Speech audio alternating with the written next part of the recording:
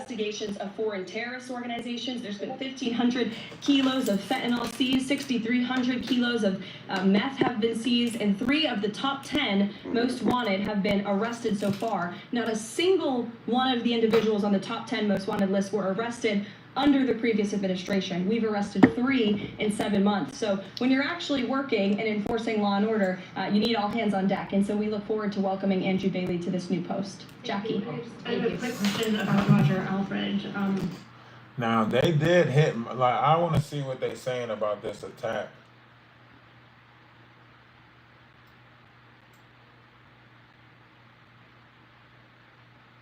Why should they meet? Look, the presidents are masters of their own destiny and of their own schedule. I heard President Trump say that he is planning to be somewhere mid-May, and that after Russia bilateral relations, we believe that the relations between India and Russia have been among the steadiest of the major relationships in the world after the Second World War. Geopolitical convergence, leadership contacts, and popular sentiment remain its key drivers. On trade and economic cooperation, I followed up with Minister Lavrov the proceedings of yesterday's meeting of the Intergovernmental Commission. Who is this? This is today, right? We reaffirmed our shared ambition to expand bilateral trade in a balanced and sustainable manner, including by increasing India's exports to Russia. This requires swiftly addressing non-tariff barriers and regulatory impediments. Now, if oil sanctions come, if oil sanctions happen and all this other stuff start happening, will certainly help to correct the current imbalance. Steps to ensure long-term supply of fertilizers was also taken up. Indian skilled workers, especially in IT, construction and engineering, can address the labor needs in Russia and deepen collaboration. Sustaining energy cooperation through trade and investments is also important. We also spoke about connectivity initiatives, including the International North-South Transport Corridor, the Chennai-Vladivostok Eastern Maritime Corridor, and cooperation in the Northern Sea Route. These corridors promise to deepen economic linkages, reduce transit times, and expand trade access between Eurasia, across Eurasia and beyond. Our defense and military technical cooperation also remains robust. Russia supports India's Make in India goals, including joint production and technology transfer. The opening of 2 new Indian consulates in Kazan and Yekaterinburg need to be fast-tracked. That is also a subject of our conversation today. These consulates will further deepen our regional outreach and enhance trade and people-to-people ties. I took up the issue of Indians serving in the Russian army. While many have been released, there are still some pending cases with some missing persons. We hope that the Russian side will expeditiously resolve these matters. On global and multilateral cooperation, we reaffirmed our shared commitment to reform of global governance. We underlined the imperative to expand and energize the UN Security Council to reflect contemporary realities. Our collaboration in the G20, BRICS, and SCO remains deep-rooted and forward-looking. On regional issues, we discussed developments in Ukraine, West Asia, Middle East, Afghanistan. And I want to say that India's approach continues to emphasize dialogue and diplomacy as essential to resolving differences. On terrorism, we resolved to fight jointly against all forms and manifestations of terrorism. I conveyed India's strong resolve to adopt a zero-tolerance policy against terrorism and our sovereign right to defend our citizens against cross-border threats. I also invited the Minister to pay a visit to India to continue our dialogue. In conclusion, let me thank him and his colleagues for an open and productive exchange of views. We look forward to nurturing this relationship further in the very spirit that has underpinned it for decades. Thank you. We are now moving to the Q&A session. The Russia Today TV channel, please. Your question. Good afternoon, Sergey Lavrov. First question for you. Speaking of security guarantees for Ukraine, who and how, according to Moscow, is supposed to guarantee the new possible agreements, keeping in mind an active experience of the Minsk agreements? Опыт имеется не только в отношении Минских We have соглашений, experienced both in the Minsk agreements and in other formats. Let me remind you that in April 2022, через несколько недель several weeks официальной after the beginning of the special military operation, the war talks, в Беларуси, which started in Belarus and later continued in Istanbul. об урегулировании These were the talks about конфликта на основе устранения первопричин его возникновения. by eliminating the root Хорошо causes известно, that президент resulted Путин in it. не раз As you are well ссылался на aware, эту ситуацию, President в Putin апреле has украинская quoted the сторона situation предложила many times. In April 2022, проект принципов на the бумаге, Ukrainian side документ proposed с the проектом project, the принципов draft of the principles урегулирования, for conflict который settlement. был парафирован. And this draft was supported Y'all tap the by screen, several share the live, states share the live, tap the in screen. consideration.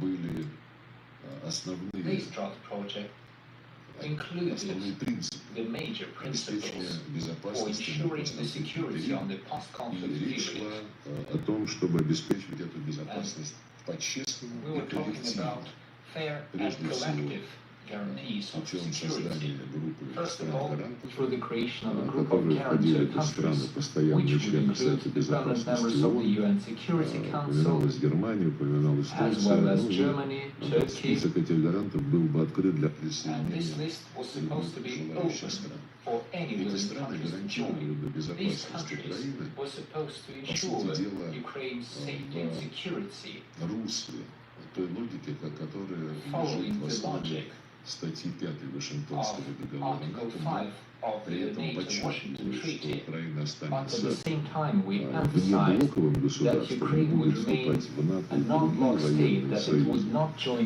без NATO or ядерным any other military государством alliances, и that it would remain нейтральным a государством. non-nuclear Кстати, and a эти neutral компоненты, state. нейтралитет, And the безъядерный components of статус и neutrality, the внеблоковый non-nuclear статус, and the они non-bloc были status закреплены в 1990 was году stipulated в back in Декларации 1990 о суверенитете и in the независимости Sovereignty Украины. and И Declaration именно of эти Ukraine. принципы And these are the послужили principles основанием для that того, laid чтобы the Украина была foundations признана в for качестве Ukraine to be независимого recognized государства. as an independent Безъядерный state. статус, не вступление в НАТО, Non-nuclear status, not joining NATO, нейтральный характер neutral государства of the и Ukrainian state, внеблоковый, да, я уже это сказал. the non-bloc Поэтому, status that когда I mentioned, that's exactly it.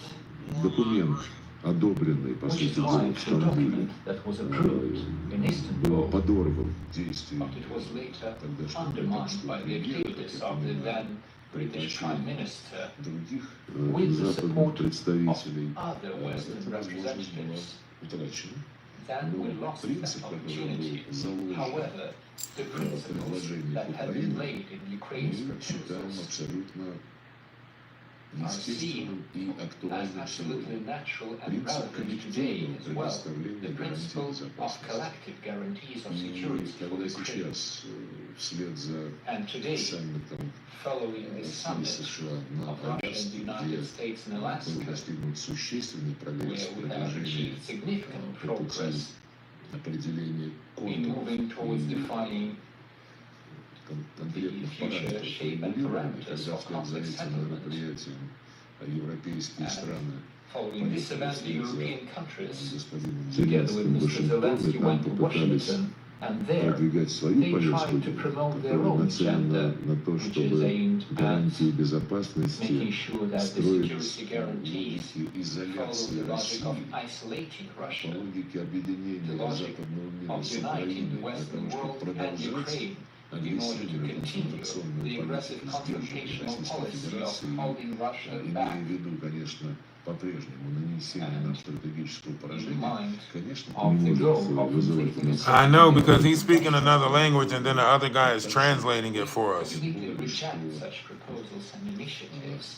украинский режим, его Besides, the представители Ukrainian regime комментируют and its нынешнюю ситуацию representatives весьма are специфическим making образом, quite specific прямо comments on the показывают, current что они situation, не заинтересованы directly в устойчивом, showcasing that they are справедливом, not долгосрочном interested in a sustainable, long-term and fair conflict settlement. Вот есть такой там господин Подоляк, There is a certain Mr. Podolyak постоянно who выступает от имени президента constantly Зеленского, как speaks in они the его name of называют. President И Zelensky, он as they заявил call him, President. следующее, комментируя And he stated the following when making a comment гарантии on the безопасности, что security guarantees. пока He said that Украина as такие long гарантии as получит, Ukraine gets such и guarantees смириться с тем, что часть ее and территории, как accepts он выразился, that останется part of its territory временно под remains оккупацией, temporarily occupied. после такой договоренности о Following гарантии such agreements on от security Запада Украина guarantees, будет требовать санкционной деструкции they Российской would Федерации demand и destroying Russia through слова sanctions российской from the экономики. West in order to То есть destroy цели, the Russian economy.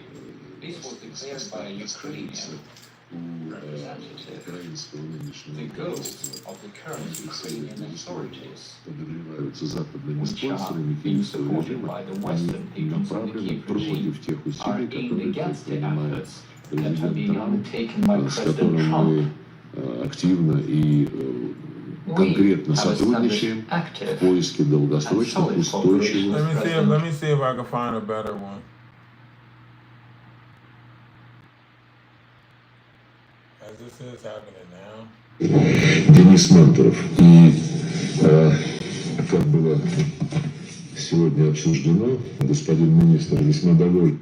Minister Dr. With hate for Indian products. In fact, that is something that is now being considered very, very closely.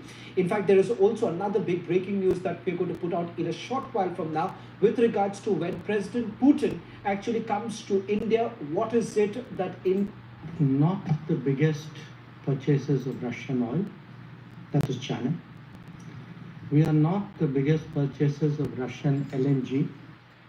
I'm not sure, but I think We gotta listen to him first.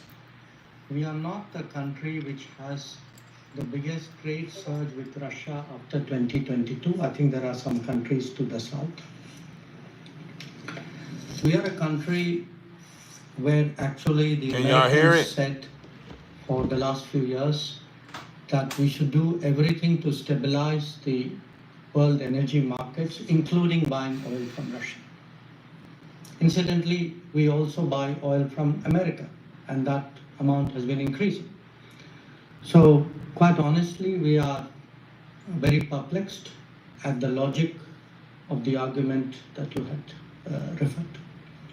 Good afternoon. Let me begin by saying that it is a pleasure to be back in Moscow, and thank you, Minister Lavrov, for your warm hospitality and the substantive discussions that we have just concluded. Our meeting allowed a comprehensive review of the entire gamut of India-Russia bilateral relations. We believe that the relations between India and Russia have been among the steadiest of the major relationships in the world after the Second World War. Geopolitical convergence, leadership contacts, and popular sentiment remain its key drivers. On trade and economic cooperation, I followed up with Minister Lavrov the proceedings of yesterday's meeting of the Intergovernmental Commission that I chaired with First Deputy Prime Minister Denis Manturov. We reaffirmed our shared ambition to expand bilateral trade in a balanced and sustainable manner, including by increasing India's exports to Russia. This requires swiftly addressing non-tariff barriers and regulatory impediments, enhancing Indian exports to Russia and sectors like pharmaceuticals, agriculture, and textiles will certainly help to correct the current imbalance.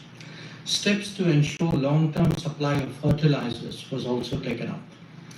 Indian skilled workers, especially in IT, construction, and engineering, can address the labor needs in Russia and deepen collaboration. Sustaining energy cooperation through trade and investments is also important. We also spoke about connectivity initiatives, including the International North-South Transport Corridor, the Chennai-Vladivostok Eastern Maritime Corridor, and cooperation in the Northern Sea Route. These corridors promise to deepen economic linkages, reduce transit times, and expand trade access between Eurasia across Eurasia and beyond. Our defense and military technical cooperation also remains robust.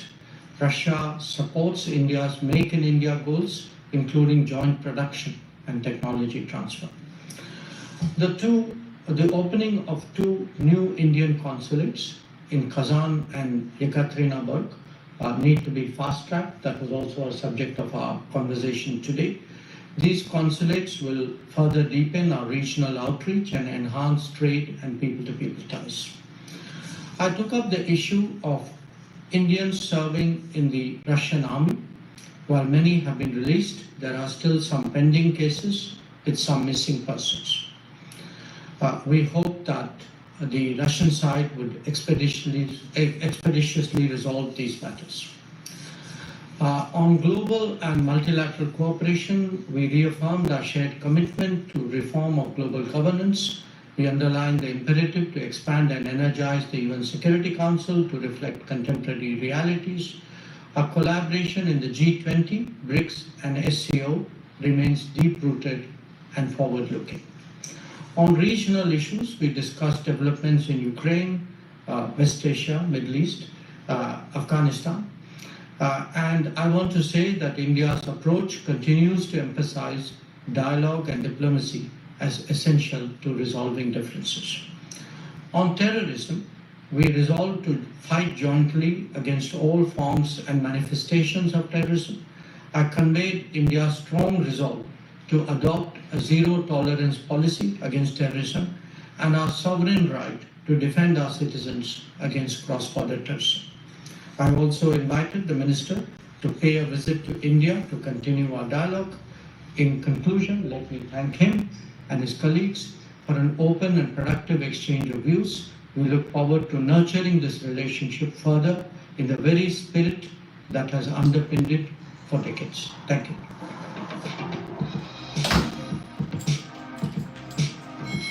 What do you guys think? What do you guys think? Is India sending a message to us? Is India saying like, hey, you guys got this all wrong? You know, because somebody's saying something. India, is it the sanctions that is forcing them to? Well, I don't want to comment on a person, but let me comment on the subject. We are not the biggest purchasers of Russian oil. So, if you look at that, China, first of all, China, 67%, that's tariffs charged to the USA, including currency manipulation and trade barriers. So 67%, I think you can, for the most part, see it. But I'm going to meet with him. We're going to see what the parameters are. I'm then going to call up President Zelensky and the European leaders right after the meeting, yeah. And I'm going to tell them what kind of a deal. I'm not going to make a deal. It's not up to me to make a deal. I think a deal should be made for both. I think Russia has to get back into building their country. It's a massive country. I think they have 11 time zones, if you can believe it. It's a massive, it's by far, from the standpoint of land, it's by far the largest. They have tremendous potential in Russia to do well. They're not doing well. Their economy is not doing well right now because it's been very well disturbed by this. It doesn't help when the President of the United States tells their largest or second largest oil buyer that we're putting a 50% tariff on you if you buy oil from Russia. That was a big blow. And then they say, gee, he wasn't so tough. Nobody else would have done that. And I haven't stopped there. I mean, look, I was all set to do things far bigger than that. But I got a call that they'd like to meet, and I'm going to see what they want to meet about. I'd like to see a ceasefire. Now this says reminder, while India is our friend, we have over the years done relatively little business with the team because their tariffs are far too high, among the highest in the world. They have the most strenuous, and this is what they're saying, like, you know, America is making this complicated or making it look complicated, but they're saying like, look, now, I don't know if this forced them to buy from Russia, if this was the idea for them to buy from Russia, to purchase Russia oil or whatever, but he said that he sanctions them not to purchase Russian oil, so on and so forth. Above all, starting on August 1st, this is what they say: Ukraine, all things not good. India will therefore be paying a tariff of 25% plus a penalty for the above start on August the 1st. Thank you for your attention, so on and so forth, right? This is what Trump is saying.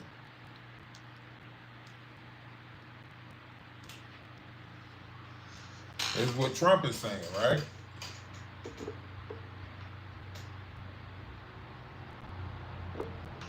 Now, Trump is saying this, and that's why this whole thing is happening right now with India and Moscow and everything right now. This is why that joint briefing is happening. So India is not only buying massive amount of Russian oil, they are then for of the oil purchase selling it on the open market for big profits. They don't care how much people in Ukraine are being unalived by the Russian war machine because of this. I will sustainably raise the tariff paid by India to U.S. Thank you for your attention to this matter. DJT, right?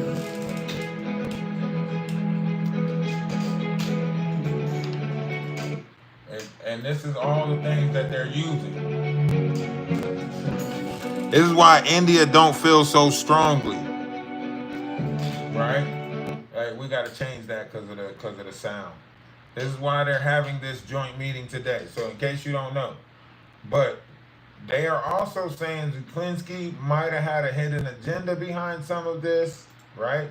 I don't want to comment on a person, but let me comment on the subject. In the last few years, we have experienced the impact of the COVID pandemic. These plans are essentially related to providing guarantees through foreign military intervention on some part of Ukrainian territory. And I really hope that those who are nurturing such plans are either just trying to attract attention, but I hope they understand that this will be absolutely unacceptable for the Russian Federation and for all reasonable political forces in Europe. The Ukrainian regime and its representatives comment on the current situation in a very specific way, directly showing that they are not interested in a sustainable, fair, long-term settlement. Ukraine wants to get the Western guarantees. See, and that's why I always said, like, this, maybe we don't know the real trap of all of this. The Ukrainian president would have to stay in war in order to stay in office. In fear of the whole thing, in war times, they can't have an election. So they are saying that possibly he don't want peace, because if they do have an election, they already have, you know, somebody that's going to replace him, right? They already got somebody that's going to replace him, and they're already looking to replace Zelensky. We'll get into that too. The guarantees. We'll get into the person that they got to replace him and everything like that. Why this peace agreement is not beneficial to the Ukrainian president, which has an openly anti-Russian neo-Nazi aggressive nature, which blatantly violates the principles of human rights, which are stipulated in the UN Charter. The UN Charter demands that the rights of any human should be respected regardless of race, gender, religion. Many times we have taken note that the West, which is trying to teach everyone how to ensure human rights in accordance with the neoliberal doctrines, but when they're talking about Ukraine, they never mention the phrase human rights. Does this mean that the West is satisfied with the way the Ukrainian regime is destroying the Russian language in all areas, in education, in culture, in the media? Following the summit of Russia and the United States in Alaska, where we have achieved significant progress in moving towards defining the future shape and parameters for conflict settlement, And Trick, following this what's up, event, man? the What happened European yesterday, countries, man? together with What Mr. happened Zelensky, yesterday? went to We were supposed to run the Washington, game. and What there happened? they I had tried a to whole promote their movement for own us, agenda, bruh. which We was is gonna aimed run around and at make people be positive. making sure that the security guarantees follow the logic of isolating Russia, the logic of uniting the Western world and Ukraine in order to continue the aggressive confrontational policy of holding Russia back. And in mind of the goal of inflicting a strategic defeat on Russia, we completely reject such proposals and initiatives. Besides, the Ukrainian regime and its representatives are making quite specific comments on the current situation. Hold up, wait a minute. All right, so in context, right? Basically, what we're looking at here is there's no room for peace in this because Zelensky, he's afraid if he does move towards this peace, then they can possibly get him out of office, right?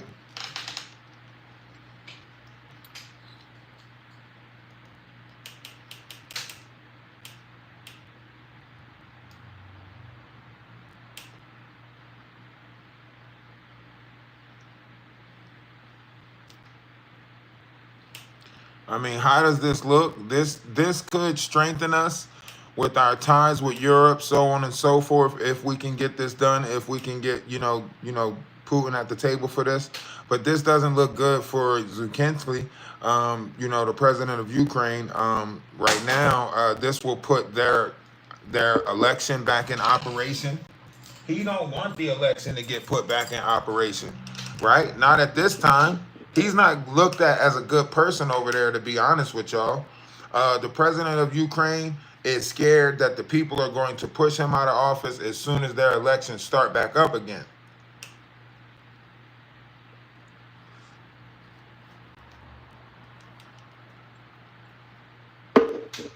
If you don't believe me, watch. I'll show you the person. Let me look it up for y'all. They already got somebody. Let me see.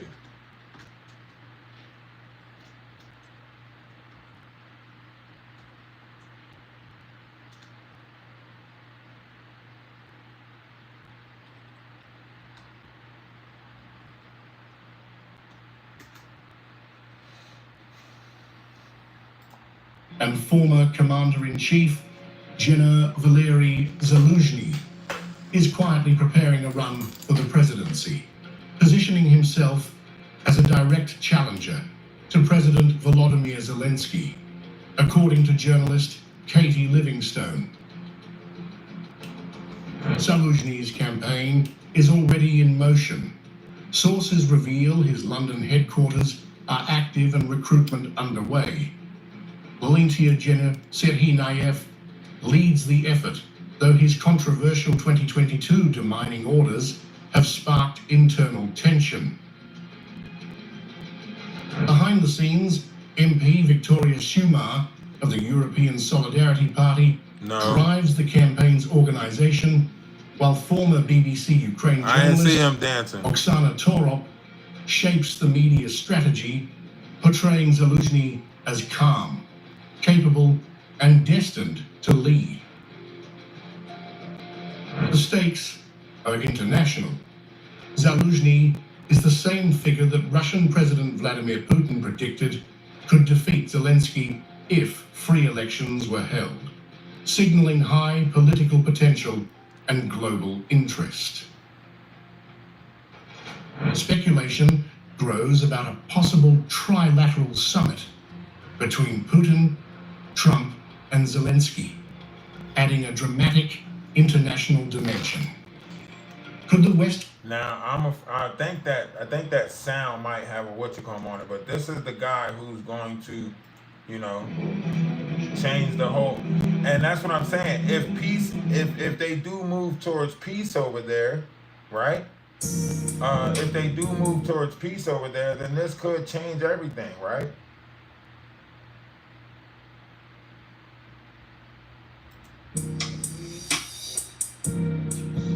This was the first time. This was one of the people who came to the White House, and this was.